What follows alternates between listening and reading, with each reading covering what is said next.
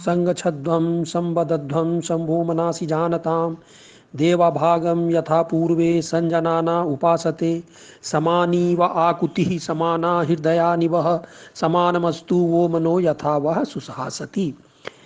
वैदिक ऋषियों ने करीब 15,000 साल पहले इन ऋचाओं के माध्यम से पृथ्वी के वासियों को एक समाज बनाने का आह्वान किया था जहाँ किसी का शोषण न हो। लेकिन आज तक हम पृथ्वीवासी ऐसे समाज की रचना न कर पाए। नवयुग चैनल के माध्यम से ऐसे ही समाज की रचना के लिए मैं आशा की गीत लाया हूँ। हमारे गुरु श्री श्री आनंद मूर्ति द्वारा बनाए गए सिद्धांतों के आधार पर ज्वलंत मुद्दों पर मैं अपनी बात रखूंगा ताकि हम अपने ऋषियों के द्वारा कल्पना किए। आज का विषय है पापियों का भविष्य। पापी मनुष्य का भविष्य केवल अंधकारमय है या उनके लिए कोई आशा की किरण भी है। पहले हम विचार करें कि पाप पुण्य है क्या। कृष्णद्वैपायन व्यास कहते हैं, अष्टादश पुराणेषु व्यासस्य वचनद्वयम् परोपकारः पुण्याय पापाय परपीडनम्। 18 पुराणों के रचयिता व्यास ने कहा है कि जिस काम को करने से दूसरों का कल्याण होता है उसे कहते हैं पुण्य, और जिस काम को करने से दूसरों की क्षति होती है और कल्याण होता है वही है पाप। अब देखा जाए कल्याण किसे कहते हैं। मनुष्य का स्तर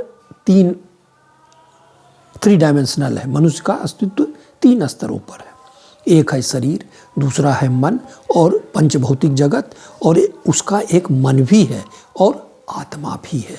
तो शरीर, मन और आत्मा, ये 3 उसके स्तर है। मनुष्य के जिस कर्म के फलस्वरूप समाज या व्यक्ति विशेष का जागतिक कल्याण होता है, जागतिक का अर्थ क्या है, अन्न, वस्त्र, आवास, चिकित्सा, शिक्षा की सुविधा मनुष्य को दिया जाता है, वही है पुण्य।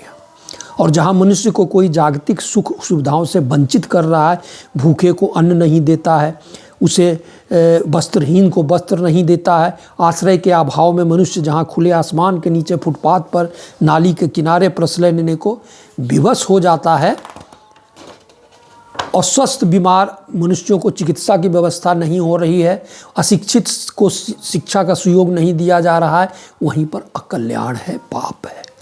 तो इस व्यवस्था से बनाने, इस व्यवस्था को बनाने में चलाने का जो रेस्पॉन्सिबल है वो क्या है, वो पापी है।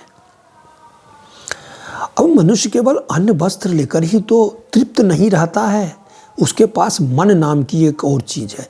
किसी मनुष्य का अगर अनादर किया जाए, उपेक्षा किया जाए और उसे पूरी, पुलाव, कोफ्ता, कबाब खाने को दिया जाए तो वह नहीं खाएगा, नहीं खाना चाहेगा, क्योंकि उसके पास मन नाम की एक चीज़ है, उस पर चोट पहुंची है।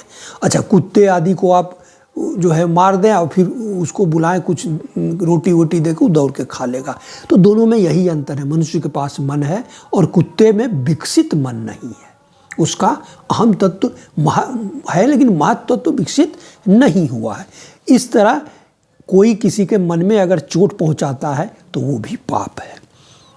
मनुष्य के व्यक्तित्व का तीसरा डायमेंशन है आध्यात्म, उसकी आत्मा। मनुष्य केवल शरीर और मन को लेकर नहीं है, उसके आत्मा के विकास के पथ को अगर कोई अवरुद्ध करता है, उसे धर्म की साधना की राह में रुकावट डालता है, तो वो पाप है। ये पाप किसने किया था? ये पाप किया था कंस ने, ये पाप किया था जरासंध ने, ये पाप कर रहा है जिनपिंग, ये पाप किया था माओ, ये पाप किया था लेनिन, जिसमें लोगों के आध्यात्मिक विकास में उन लोगों ने रुकावट डाला था। तो पुण्य किसे कहते हैं? पुण्य है सत्कर्म। यह जो पथ है इसमें कल्याण का पथ है। यह पथ कुसुमास्त्रीण नहीं है, यह पथ है कंटकाकीर्ण पथ है। अत्यंत सतर्कता के साथ मनुष्य को इस पथ पर चलना है। वेद में कहा गया है, उत्तिष्ठत जागृत प्राप्य वरान्नि बोधत श्रुष्य धारा निशिता दुरतया दुर्गम पथस्तत कवयो बदंती। यह पथ कैसा है? यह पथ तेज अस्तुरा की धार की तरह है। हर एक कदम अत्यंत सतर्कता के साथ बढ़ाना होगा। अब पाप क्या? पाप बस हर कोई पापी ही कहलाएगा? नहीं, पाप के भी 2 विभाजन है, प्रातक, पातक और प्रत्यवाय।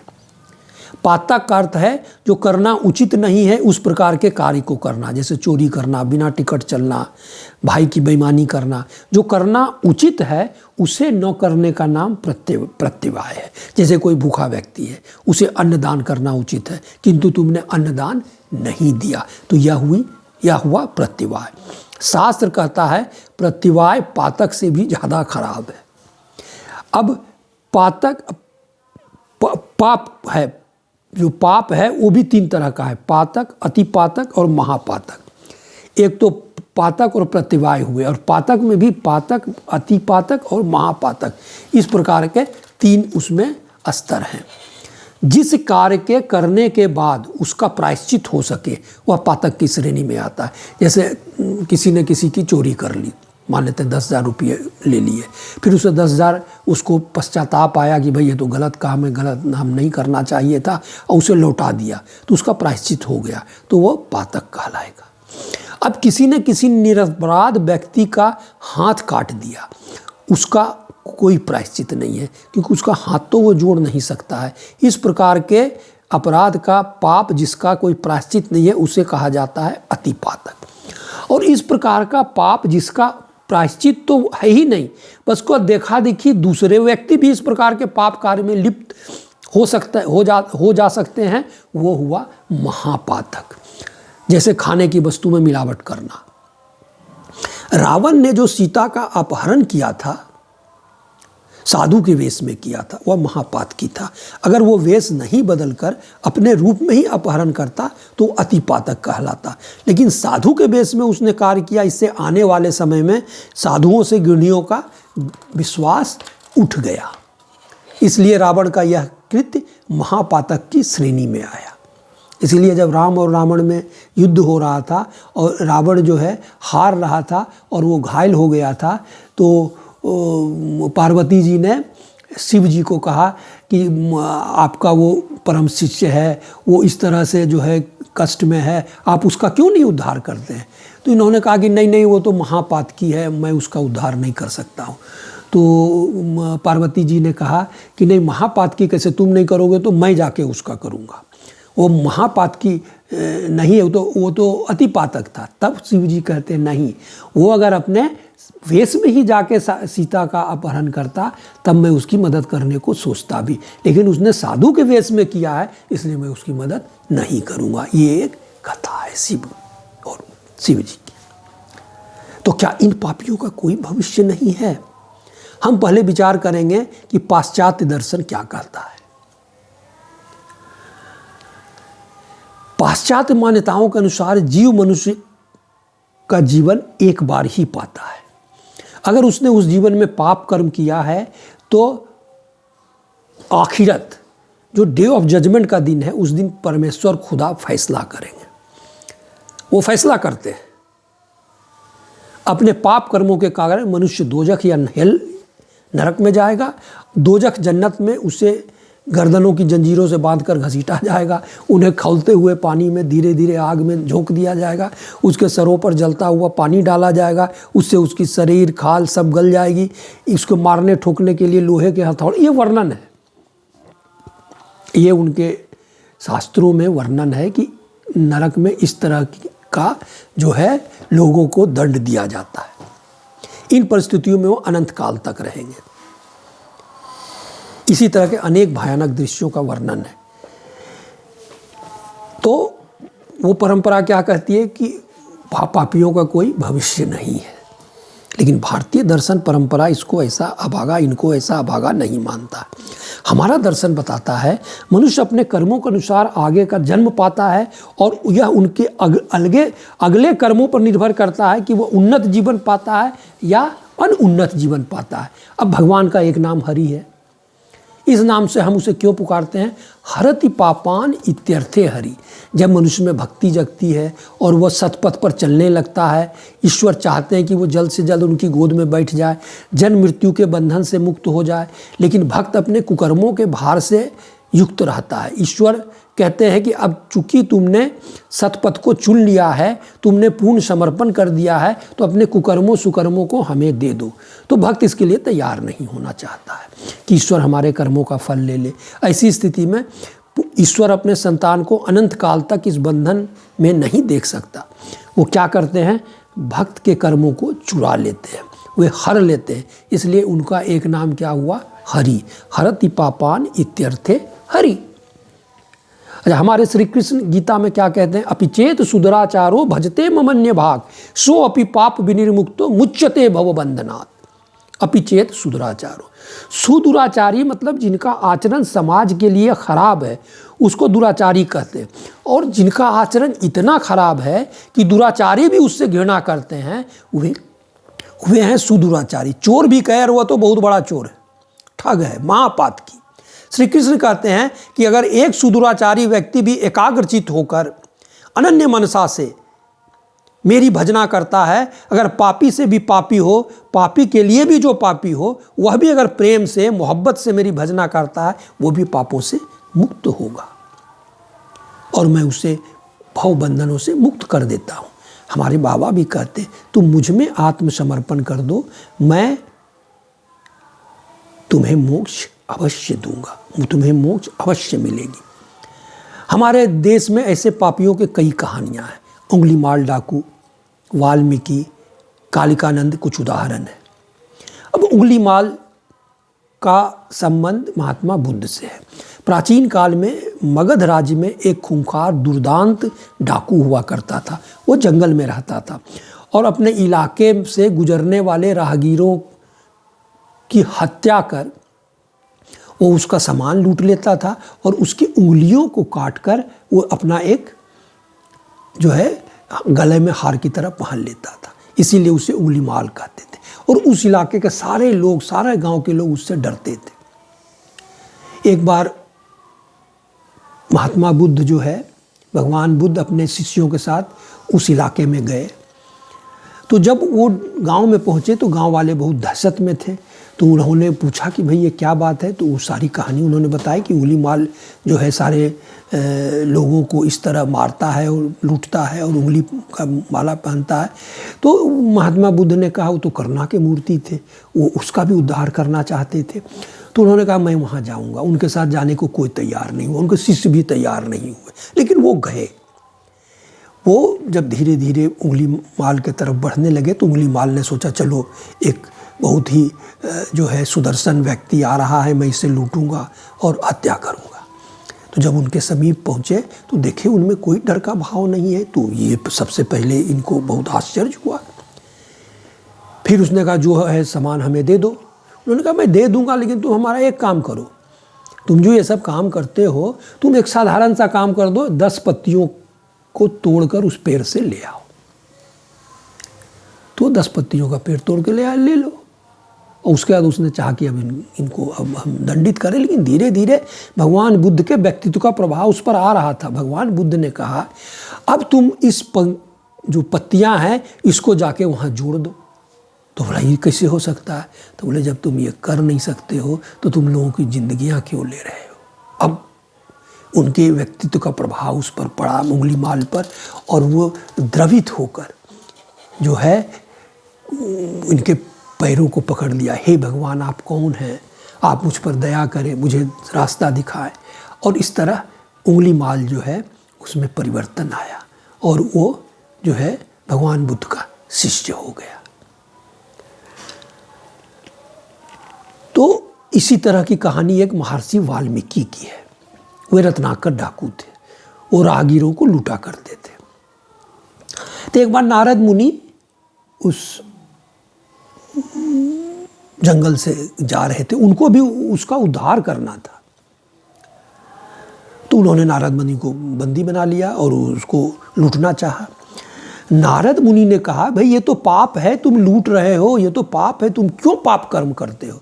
तो उसने कहा मैं पाप कर्म अपने परिवार के लिए करता हूँ, उनके भरण पोषण के लिए करता हूँ। तो बोले ये पाप कर्म जो कर रहे हो अपने परिवार के लिए, तो क्या ये पाप के भागी तुम्हारे हुए भरण पोषण करना जिसका चाहते हो वे होंगे, जाके पूछ तो आओ। तो नारद मुनि तो विलक्षण व्यक्तित्व के आदमी थे, उनसे प्रभावित होकर वो पूछने गया। तो उसकी पत्नी ने, उसके माँ बाप ने, सबने मना कर दिया, भाई तुम कहीं से कमा के लाओ, हमें क्या पड़ता है, तुम अगर हत्या करते हो, तुम अगर लूटते हो तो हम लोग उस पाप के भागी नहीं होंगे।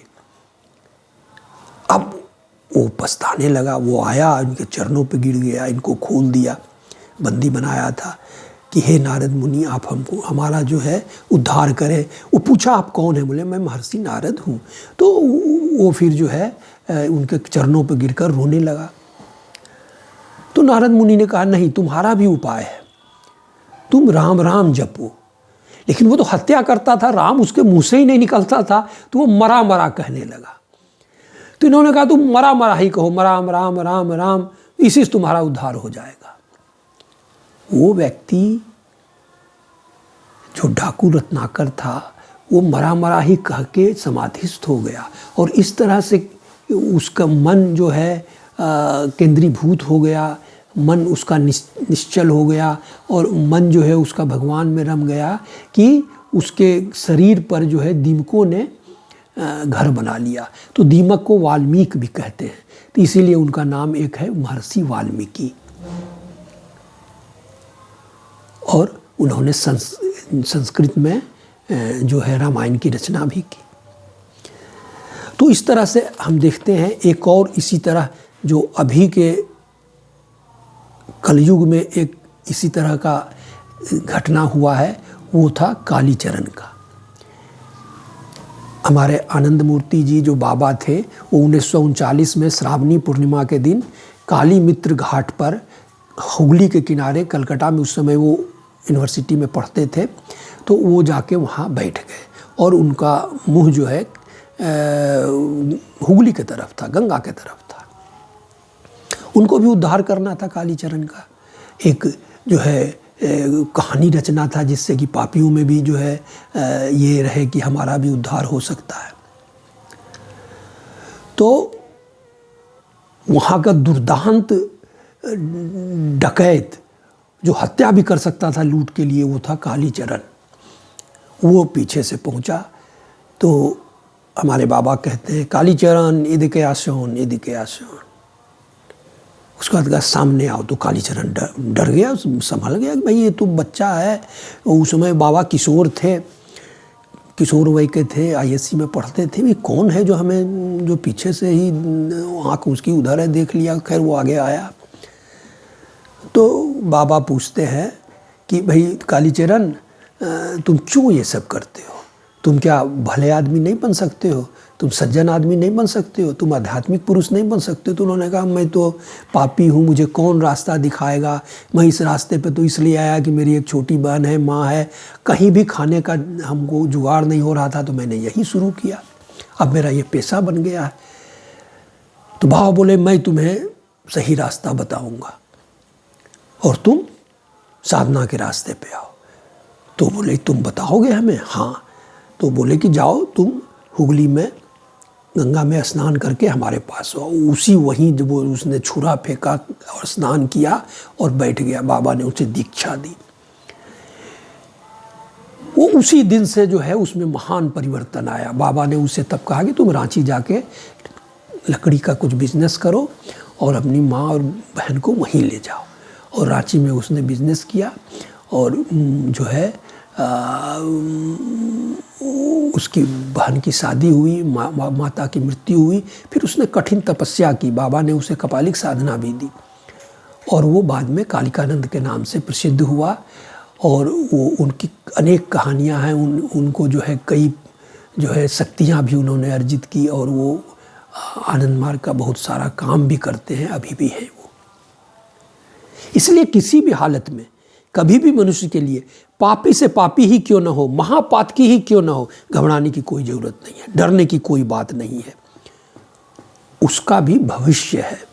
जो मनुष्य परम पुरुष की शरण में आ जाएंगे उसका उद्धार अवश्यम भावी।